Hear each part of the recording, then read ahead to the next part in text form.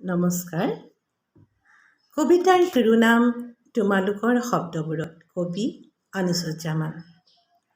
গধূলি তেওঁক লৈ গৈছিলোঁ নৈখনৰ পাৰলৈ। তেওঁ এজন শিল্পী। ৰঙৰ মাজেৰে তেওঁ কন্দুৱাব পাৰে, হহুৱাব পাৰে, ধুমুহাৰ আগজাননী দিব পাৰে। মই সুধিলোঁ, তুমি এইবোৰ ক'ৰ পৰা পাইছা? তেওঁ ক'লে, মাটিৰ পৰা। মাটিৰ গোন্ধতেই মোৰ জন্ম, মোৰ অতীত বৰ্তমান সকলো। কবিতায়ো মাটিৰ ৰসত গজি থকা গছবোৰ বিচাৰে। ফুলি উঠা ফুলবোৰত নিজক হেৰুৱাই তৰাবোৰৰ চকুলোৰে নৈ বুৰাই নিয়ে আৰু পানীত উটি অহা বাঁহীটোৰ মাতত মগ্ন হৈ ৰয়।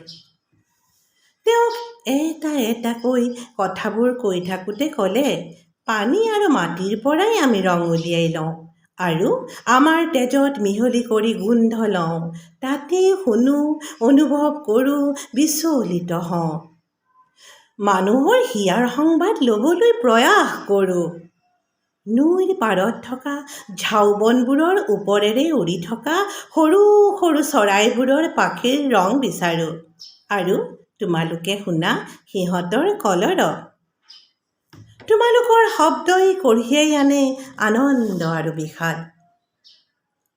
আমাৰ ৰঙৰ সমাৱেশৰ চকুপানীয়ে তোমালোকৰ শব্দৰ ছবিখন ধুই নিকা কৰে। তোমালোক আমাৰ নিজৰ নহয় বুলি কোনোবাই ক'ব পাৰিবনে? একুৰা জোৰে বতাহত আমি বাগৰ সলাওঁ। তোমালোকে অনুভৱ কৰা উত্তাপ। আমি উশাহত লৈ ফুৰা বায়ুৱেই তোমালোকৰ প্ৰাণৰ শক্তি।